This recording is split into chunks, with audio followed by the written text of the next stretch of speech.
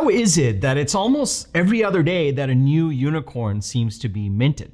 Well, that's not the real question, is it? The real question is this. Here's the big question. How do you actually go after $1 billion startup idea? How do you know if you are actually in $1 billion startup idea right now? In this episode, I'm going to dig into the 3 principles you absolutely need to know when vetting a startup idea and starting to understand how to actually go after $1 billion idea. Intro.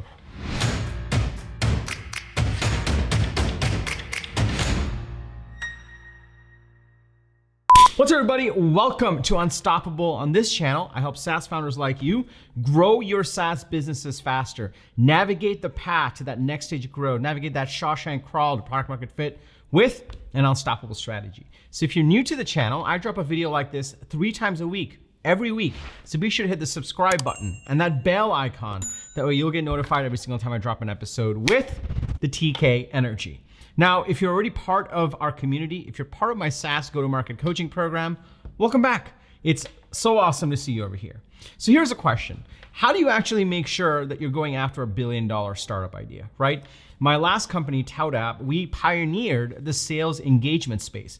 The sales engagement space today is expected to become about $5.5 billion in another year or 2. It's got multiple unicorns. It's got hundreds of companies playing in the space right now. But back when we started, it was literally just me and Yesware. So we started that category. Then we actually sold Tout. We sold Tout to Marketo. Marketo was in the marketing automation category. And marketing automation is a multi-billion dollar category as well. We did a 2-year transformation at Marketo and we sold that to Adobe for $4.75 billion. So having been part of multiple categories with multiple billion-dollar categories, multiple unicorns, what have I learned? As I think about my next startup journey, as I think about coaching founders in their startup ideas, what are the principles that I apply to figure out if this is $1 billion idea, if it's an idea worth going after? So in this episode, I'm gonna walk you through the 3 principles that I think through every single time I try to validate an idea, whether it's for myself or for a founder I'm coaching. And based on these 3 principles that I've used over and over, my hit rate's been relatively high in terms of understanding if there is a there for companies that are looking to get traction. So if you're excited to dig in, go ahead and smash that like button for the YouTube algorithm. It really likes it when you do that. Now let's go to principle number 1. Principle number 1 is the idea that there's really nothing new under the sun. My co-founder for my first company, Pete Curley, always used to tell me this. He's like, look, TK, there's nothing new under the sun, except he knew me in college, so I wasn't known as TK back then. But the point is this. If you look at some of the most innovative companies, some of the biggest companies, some billion-dollar companies, they tapped into something that wasn't really new. What they actually did was disrupt how it was done. Let me explain. At the end of the day, the same human behaviors are at play. If you think about something like Facebook, people love to gossip. People like to show off their vacation pictures. Before, they used to invite you over and make you watch it on a highlight reel. Now they post it on Facebook.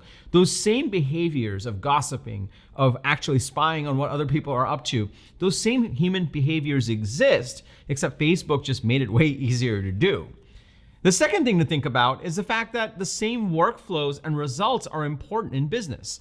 You think about sales engagement, you think about marketing automation, ultimately, both those categories are about pipeline. They're about how do I generate enough pipeline? How do I generate leads? That's a workflow and that's a result that every business will have a need for. They've had a need for in the last hundreds of years and they will have a need for in the next hundreds of years. So what's the difference? Well, the difference is if you're building a startup today and you want to go after some of these billion-dollar ideas, which are inherently billion-dollar behaviors, billion-dollar results that companies and people have always wanted and will want from here on out, really what you need to think about is, has this always happened? Because there's nothing new under the sun. And is there a way to get them the same result faster, cheaper, and without a middleman? That's my first real principle. If you're going after an idea, is it something that people have done forever? And now can you, because of technology advances, because of whatever creative way of building a product you found, because of that, is there a way to actually do it faster, cheaper, and actually cutting out the middleman? That's essentially how billion-dollar companies are created. If you look at the core pattern on what really makes it click, they either figured out a way to do it faster, or they figured out a way to do it cheaper, or they figured out a way to cut out the middleman. And you do all three, you're definitely going to be a billion-dollar company. But what's important is none of these companies were trying to invent something new. Take the granddaddy of SaaS companies right now, Salesforce. They were not the first CRM, but they knew that salespeople hated updating their CRM and they needed a better way to do it. So they actually built a faster way to do it. It's ironic now because it's not exactly the fastest way to do it, but believe it or not, in the early days, Salesforce started to pitch salespeople first. They didn't go to sales management and said, hey, here's just a better way to keep track of your deals. And that's how they got initial traction. They found a way to do it faster in the cloud without having to use any clunky software, at least back then. So principle number one is there's nothing new under the sun, as Pete Curley would say. So figure out what are the human behaviors that will continue to exist? What are the workflows and results that will continue to be important? And is there a faster, cheaper, and better way to actually do this? If you can start to do that, you're onto something already. So that's principle number one. Now, principle number two is you actually have to embrace your domain knowledge. Now, you may find an incredible set of behaviors or results or some way to disrupt something that you think, but if you have zero domain knowledge, you don't know literally anyone in that industry or in that space, then chances are that you're going to fail. Especially in B2B SaaS, the average age of a founder is 38 to 42 for a reason, especially in B2B SaaS. It's because they have domain knowledge, and domain knowledge is super important. I remember in the early days of ToutApp, we were batch number 1 or 2, something like that, at 500 startups. And I met some co-founders and I was like, what are you guys working on? They're like, oh, we're gonna disrupt the wedding industry. Now, these were two dudes, never married, never been in the wedding industry, and they wanted to disrupt the wedding industry. Needless to say, they failed. They went on to do better things, but they failed. So I think this is hugely underestimated. If you wanna go after a billion-dollar category, principle number one is there's nothing new under the sun. Figure out how to actually disrupt an existing behavior or workflow. But also number two, embrace your deep domain knowledge. If you gotta have deep domain knowledge around whatever category or problem you're going after. If you don't, it's already hard enough. It's just gonna be stacked more against you. The other thing that I like to mention over here is as you're going through these two pieces, there's just no way you can pivot your way into something you're passionate about. And if you're not passionate about it, if you don't deeply care about it, you won't succeed. That point is super important. I'm gonna explain that more in principle number 3. But before I go to principle number 3, let me just pause here for a second.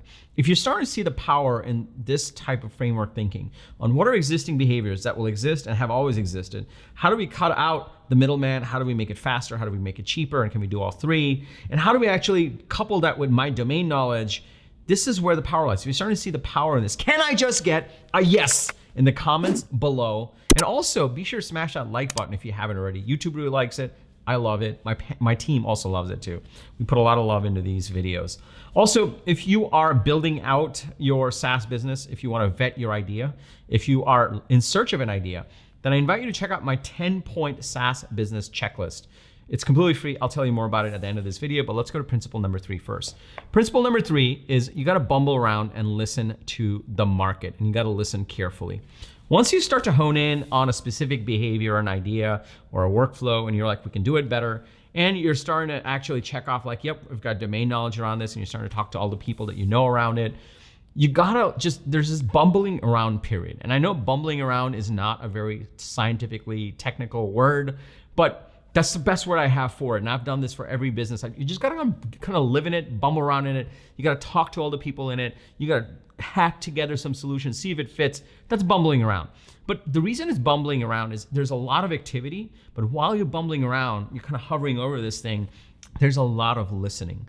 Ultimately, the market decides. The market will tell you whether this is a thing or not. And this is one of the biggest misconceptions. People think that you gotta like just brute force your way into making people believe. That's not really true. When you start to get closer to product market fit, it's because you keep pivoting, tweaking, and eventually you listen to the market enough and something clicks. And then it's super easy from there. That's what happens. And so you gotta listen carefully to the market as you start to test out these ideas. And I call it the bumbling around period. And you keep going at it, you keep going. All of a sudden, that sound is gonna be slightly different when you hit the wall, when you kind of keep chopping away at it. It's gonna sound a little different. And that's when you're like, okay, there's something here, because you kept pivoting, and now the market's telling us something where they're like super passionate about it. So those are my 3 principles for a $1 billion startup idea. What you need to do, principle number 1, is there's nothing new under the sun. So find existing behaviors, existing workflows, existing results that's going to exist, has existed, will continue to exist, and see if you can do it faster, cheaper, and cutting out the middleman. Number 2, you need to actually embrace your deep domain knowledge. Make sure you're still doing something where you have domain knowledge. And maybe you start with your domain knowledge and then go look at existing things, or you do the other way around. It doesn't matter, but both need to kind of line up. And number 3, bumble around. Once you do that, you'll find your own path. And this is something that's important to note. And we've known this, like all of us talk about this in startups. The best, biggest, most important companies came off looking like a toy. And like there wasn't a single company that ended up becoming a $1 billion company that was like originally on day one, they're like, we're gonna be a $1 billion company. Everyone agrees.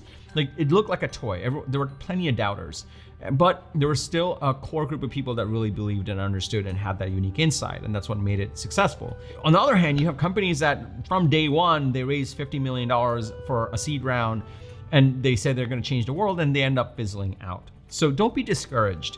You need to make sure that you're bumbling around. You need to make sure you're in it for the long haul. You need to have some fun with it. You need to explore, keep an open mind. And you need to follow these principles that'll help you actually kind of navigate this path. Now, if you want to dig more into this in terms of vetting out the idea, I invite you to check out my 10-point SaaS business checklist. In it, I include these 3 principles and also include some additional questions that you should think through to actually validate your idea, vet it out, and actually go through the right process to make sure that you're going after a substantial idea, perhaps a $1 billion idea. So to check that out, just go to tkkader.com/SaaS-checklist. tkkader.com/SaaS-checklist. I'll also link to it below so you can just click on it. It's completely free, and in it, you'll get my 10-point checklist on how to actually validate your startup idea, your SaaS idea, and actually how to start building it. Inside of it, I also have a free training that you can sign up for after you get the checklist, where I actually walk you through those key questions as well. So you're welcome to check that out. If you got value from this video, be sure to smash that like button. The YouTube algorithm loves it, my team loves it, and I love it. We put a lot of love into these videos. Also, hit me with a yes in the comments below. Introduce yourself. If there was something confusing about the 3 principles, post it there. I'm happy to answer questions as well.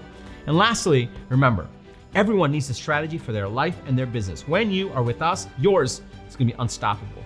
I'm TK, and I'll see you in the next episode.